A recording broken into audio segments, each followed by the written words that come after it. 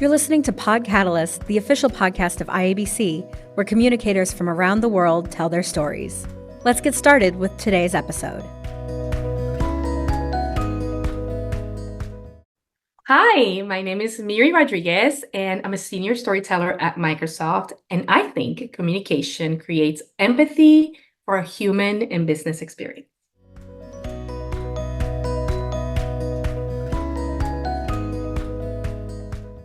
Hi, everyone. I'm Kristin Frankiewicz, content manager at IABC, and I'll be your host today for this episode of Pod Catalyst. Miri, thank you so much for being here. Thanks for joining us. It's a pleasure to be here. Thank you for having me after a lot of back-end rescheduling.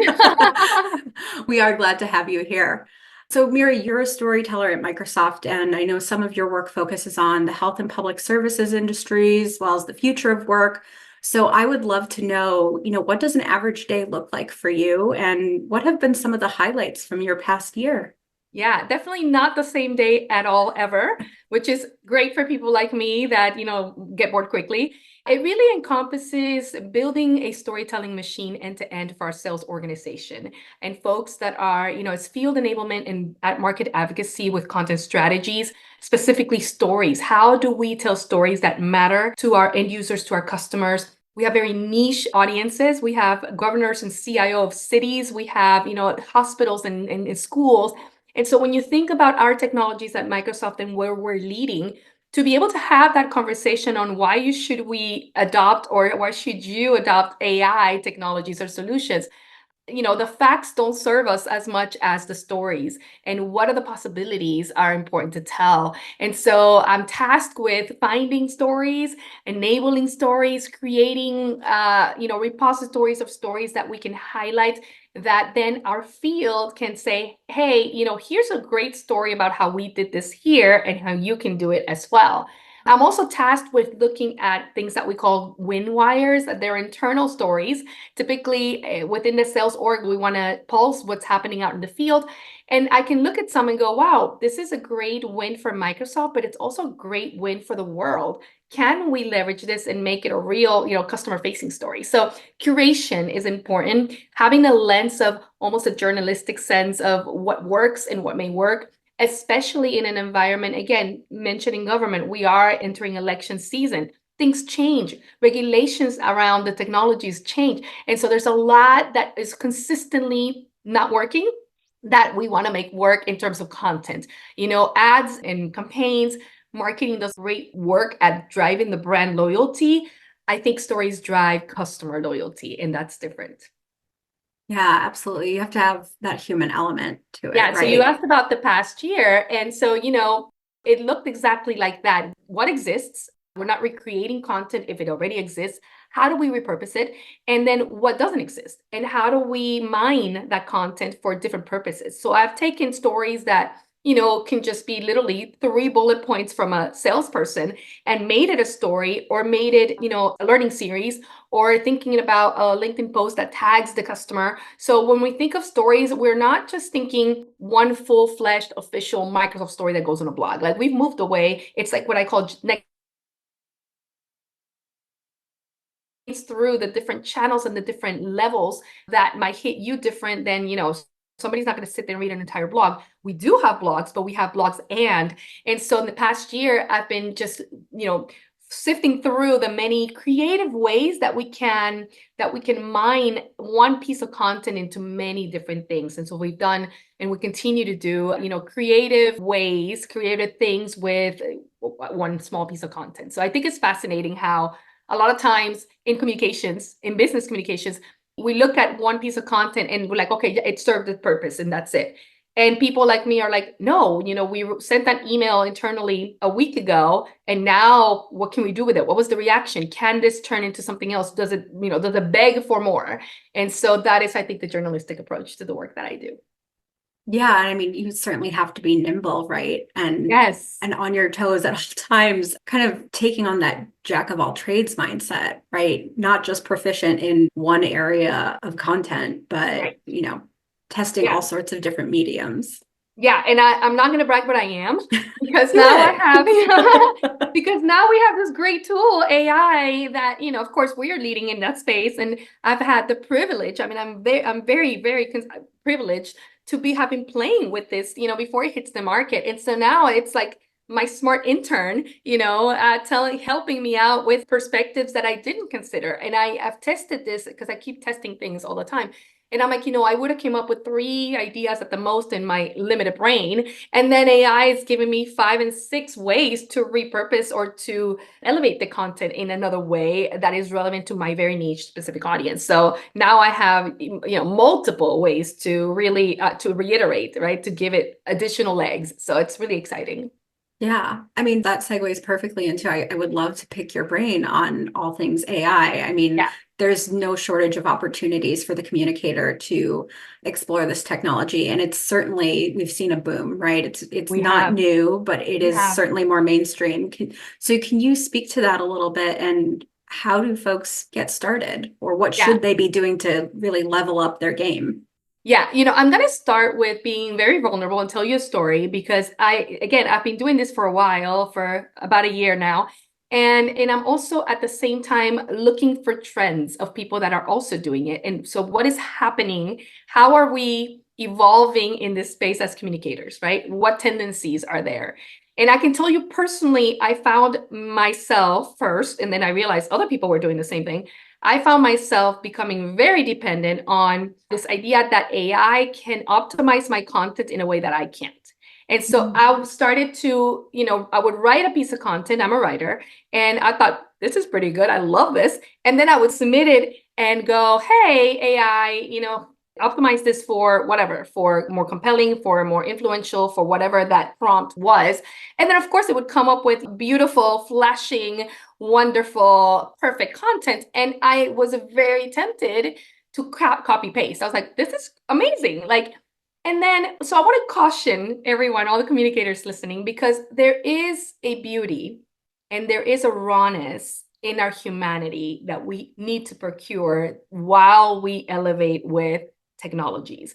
It's, I look at AI, and when we think in communications and the history of communications, when the telephone was invented, when the beeper was invented, when social media was born, and all of these terrific milestones in our communications journey, it needs to make us more of who we are, not take away. And so a great communicator, in my estimation, will look at that. And I did. And I was very tempted to copy paste. And then I was like, well, that's not me. It's giving me ideas and a vision of what it might look like at its best, but I'm not. That's not my best. That's its best. So what I have done, and where I want to start with cautioning people, is it's a great tool. Play with it, learn it, let it learn you, inform it, feed it, build a relationship with the technology, build it. It'll get to know you. I know it's crazy to say this, but it will. You will have a conversation. I mean, the whole leveraging of these large language models is that it's conversationalist. It's not a Google tool. It's not just searching. You can literally have an entire conversation with it, ask it questions, whatever. So don't use it as an editor and a copy paste type idea. Don't use it as, and even though Word right now has that Copilot embedded, which is fabulous, don't use it as a spell check type technology. Let it give you ideas and however you want to prompt it, but keep your voice as a communicator. And I think that's very important. And so a lot of times that in the testings that I've done, I've taken that optimization, if you will, I put it to the side. I take what it tells me. I'm like, oh, interesting. That was your perspective, right? And I go back to my source and myself, and then I come up with something even better, even more raw, even more empathetic. I believe in the trends that I am seeing so far. As this technology becomes more mainstream, there will be a danger of codependency or full dependency. And I think as communicators, we don't have right now, and we should be creating, we don't have guidelines on, we have like marketing guidelines, that kind of thing. We don't have usage guidelines. And I think it's important that we each create ours to keep ourselves accountable, to our audiences, and also authentic. Will people be able to know? Will companies ban it completely? It's already here. I get those questions a lot. We will eventually, it'll go mainstream at some point. So while we are still at the forefront, at the door, we have not entered. Important to think as a communicator, how do we stay authentic? Because all of us know communication in business and in life, it's a transaction. It's not just words and it's not just images or illustrations. Communications, it's a transaction. So let's keep that transaction clean, I would say. Yeah, and I love the way you're approaching it, because I think when we first saw things like ChatGPT boom, right, there was immediate knee-jerk concern of, well, does this replace me? Does this replace my job? What do I do? And your approach of, this is another tool, which I think I've heard from a lot of folks, that this is another tool in our toolbox. This is going to make us stronger as communicators. But what you're saying about keeping that human element, the blend of art and science, I think is so important. And you're right. I think we're only just beginning to form policies, usage guidelines. I know some folks in the IABC community are already heads down in that work, right? But we're still in this, absolutely. But we're still in this Wild West era, right? We are. So I think you've got great advice. Don't lose your own voice. Don't lose your brand's voice. This is just one tool to use. Yeah, a lesson for me, a lesson learned, and again, still learning it, but because I've been here and we're in this space, the privilege I have to be at the forefront in the company that's leading in this space, and I am in the communicating space, in the sales org of all things. One thing that helps me stay grounded is, again, looking at it as a smart intern, as one more of the team members, right, that enable and give me a perspective. And I use it a whole lot from what have I not considered perspective. A lesson learned for me has been something like, I create an entire content before I even go to AI to help me with it. Let's say it's a letter, it's a blog, it's an article directed to, state CIOs. And then I use it and I go, hey, AI, what is keeping today's CIOs? What's keeping them up at night? And so it's going to give me current events. It's going to give me what they're thinking. It's going to give me their brain, their thought process, which I don't have because I'm not a CIO. So I talked about empathy at the beginning. It helps me become and stay empathetic at the human level with my constituents, with my audience. And so I think that's a great way to use that tool. We did not have something like this before. I can submit content and go, hey, is this relevant to Brazil right now? And it's going to come back and be like, hey, that word went viral, for all the wrong reasons yesterday, right? I wouldn't have known that. That's where I think it's going to help us alleviate, right, a lot of that virality, negative media content that we just didn't know because we did not have the awareness. This tool is sifting through the Ethernet and the internet and quickly giving us a perspective. So if you can look at it from that angle and bring it in from that angle, it's going to help us create real great content that is relevant to our audiences. Absolutely. So I know, in addition to the work you do at Microsoft, you also consult with brands and, their own storytelling efforts. So I would just love to hear from you. What have been some of the most impactful lessons or, improvements you've helped these brands along with in your work? Yeah, it sounds basic, but it's one of the things that it's not shocking to me, but it's always like, wow, I didn't realize that there's still a space for this. A lot of brands, established or startups, or they're still scaling, a lot of brands in a lot of sectors. So I do this globally. So there's different industries, mom and pop companies, Fortune 100, they forget to go back to their established mission.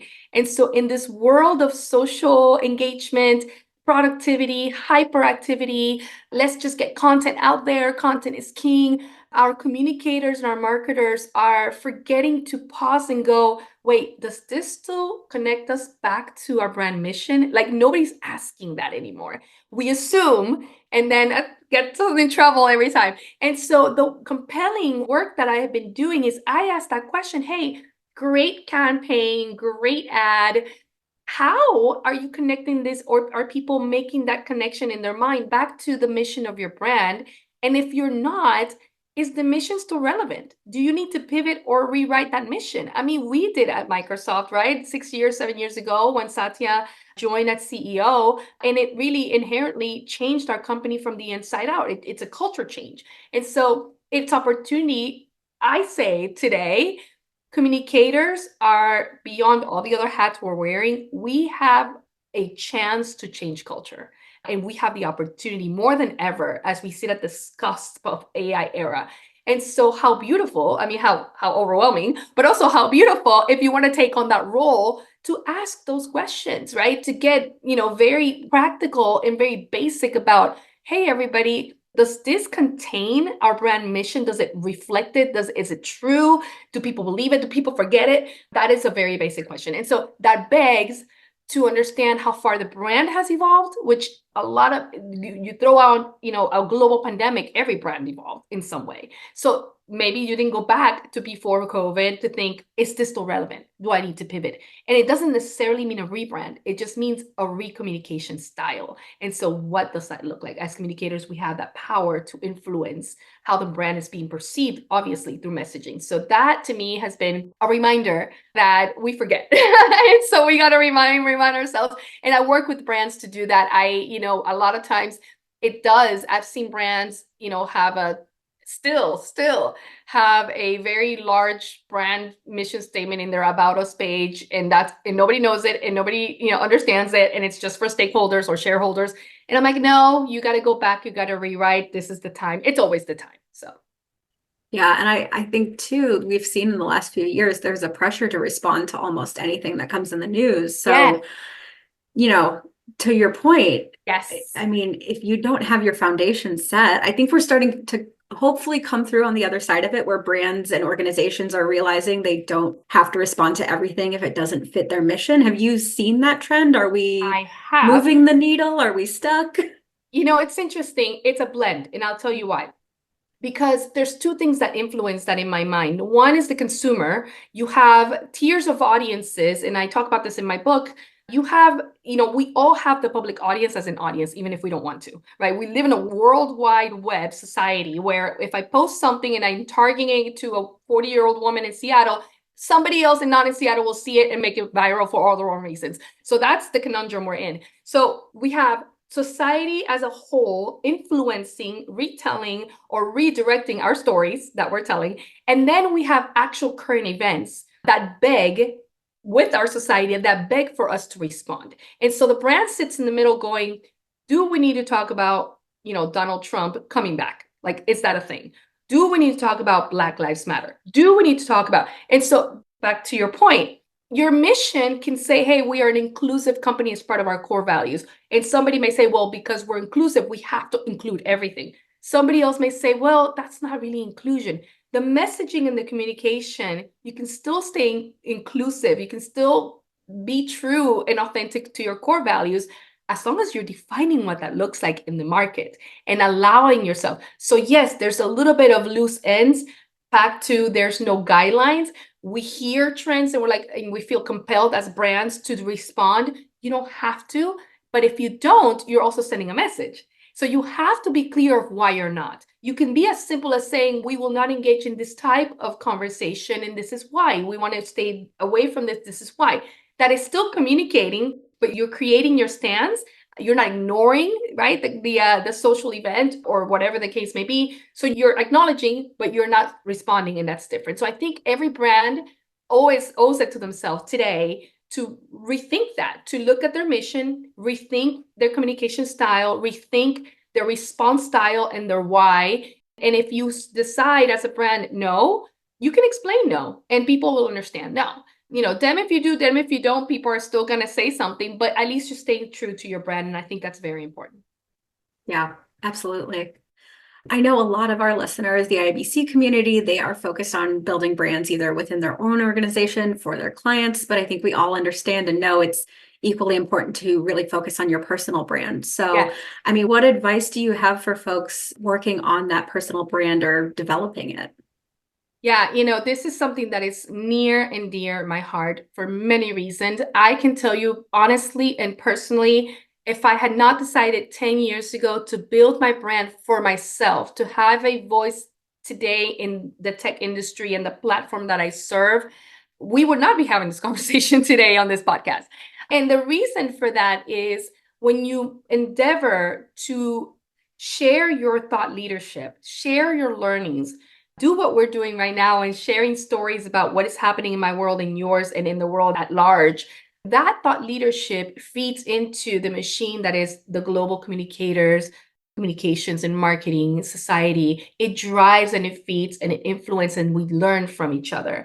A lot of mistakes are made around in the thought process of, well, I spend a lot of time marketing my brand. I'm communication worked out. I'm burnt out because I spend. So I always say in this space, date the brand, marry yourself. Your learning experience is yours. Your thought leadership is yours. Things that you've come across are yours, and important to share them because you're also learning individually. The brand is one thing and you're over here. And we not only do we need that in our communities, but unless somebody's hoping to work for the company until they die, at some point, you grow apart, you stop dating your company. And so the brand, and so who are you representing? In the end, you represent yourself. For me, as a Latina woman in tech, to have the voice that I have today is important because I drive thought leadership, right? I'm sharing my thoughts, I'm sharing what I'm learning, and I get to do that. And I wish there were a lot more like me out there, and I hope there's more. But representation is important, and diversity of thought is important. And so we need not only the CMOs talking, we need people like me and you at the forefront, connecting with different business functions from the different business functions. Because I know communicators, are not only in marketing or sales. And so how are you experimenting? How are you seeing? Where are you piloting? We can learn from each other. And that is the voice that nobody gets unless we're connected at some point. So it connects us better. It gives you thought leadership, and it gives you also, it's almost like it's a badge, right? Because people are like, hey, I know she's doing this for the brand, but she's doing, but now I know what she's really doing, right? So a title is like, oh, Miri at Microsoft. Okay. But when I talk about my how-tos, when I talk about my learnings, when I talk about, that's my voice and that's me learning these things, then you could see the how-to and we can learn from each other. So I think it's very important to build your brand. I love what you said, date the brand, marry yourself. Yes. That is such great advice. I'm going to post-it note it and keep Good. it up. I love that approach because it speaks to balance too, right? And well-being, to find that fine line between work and life. And I love that you bring that. I am a wellness advocate. I've gone through, a series of medical journeys in the last 2.5 years, which begged for me. And up until that point, I was, of course, always, holistic wellness has always been part of my life. And I eat well and I exercise, all the things. But this was kind of the test of like life going, oh, you talk about wellness. Here, let me throw all of this at you to see what you're going to do with it. How, are you really a yogi? And so, yes, the balance is this. When you date other things outside of you, like a job or a specific brand, I'm a fan of Microsoft, and that's why I'm there. If I didn't believe in its mission, I would not be there and give it my time and my energy. And I hope everybody listening is also feels as much for their brand. And if you don't, please, go somewhere else because you should feel that much. If you're a communicator, especially, you need to feel the brand and love the brand. But dating just simply means I'm here temporarily. I know it's not forever. And while I'm here, I'm going to give you some energy. We're going to date and have fun and maybe have a fight or two, but we're still here. There's a level of commitment at some point. But we know once you get tired of me or I get tired of you, we're going to go apart, and that's okay. If I marry myself, that relationship with me and everything that I'm learning, I'm absorbing from me, and what I give back, I give to others from me. And that is my legacy, right? I would love to hear from so many communicators that are maybe listening to this and absorbing this.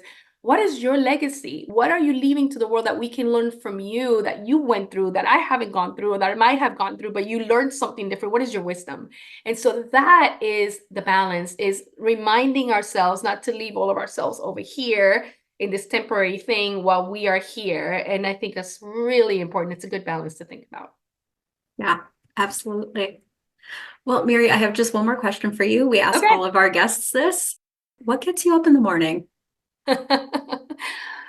So many things. And I can say that every morning is different. I wake up every morning with something top of mind that is very different because I have so many projects and so many ideas and so many dreams and so many things going on. And so my mind goes anywhere every morning. But I'll tell you how I start my mornings and how I am able to kind of create that space. I start with mindfulness. And so I start with a gratitude. And so when I wake up and the blood's the thoughts flood in. I'm like, wait, pause, 1 second, thoughts. Thank you for telling me how today's going to go and all the 10,000 things I have to do or haven't done. Pause right now. What am I grateful for right now? And so in the mornings, what wakes me up is that practice of gratitude that I try to do every day. Not that I do every day, but I try. And that keeps me very grounded and very humble in what I'm going to go do. I say things like, I'm grateful because I get to go to the gym this morning. I'm grateful because I get to go to work. I don't go, I get to. It's a privilege. I'm grateful because I get to talk to my sons. They're away in university. So that practice really enables me to change my perspective and my thoughts into what I'm putting in the day and however the day comes and what is happening that day. I may wake up to a bad message, and bad news in my phone when I see the phone. And so that throws off the rest of my day. But if I paused before I checked the phone and said, hey, what am I grateful for? And as simple as I'm grateful for breathing, that sets and resets the tone of my day for what's coming. It prepares me in a different way. Beautiful. Thank you, Miri. That's great. Yeah, thank you. Well, thank you so much for your time today. I've learned a lot. I think our listeners have too. Miri, I can tell you're a storyteller through and through. Just there's so much compassion and passion for what you do. So thank you for your time today. We really appreciate it. Kristin, it is a pleasure to connect with you. I love the work that you're doing. I love the podcast that the topics that you share. I know I told you this offline, but I really love the topics that you cover. I think they're important and relevant and reminders because, again, we tend to forget. We go into our tunnel vision as communicators and we feel alone at times. I don't know if it happens to you, but am I doing this by myself? And we're not. This is a community that we get to learn from each other. And I love that you're sharing that, enabling a channel so that we can learn from each other. So thank you.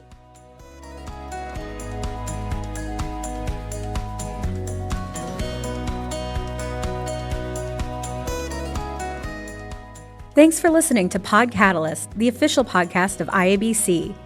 If you've enjoyed today's episode, please be sure to subscribe, rate, and review. Have a suggestion for a future episode? Send us a note at catalyst@iabc.com. To discover all IABC has to offer, visit our website at iabc.com. Until next time.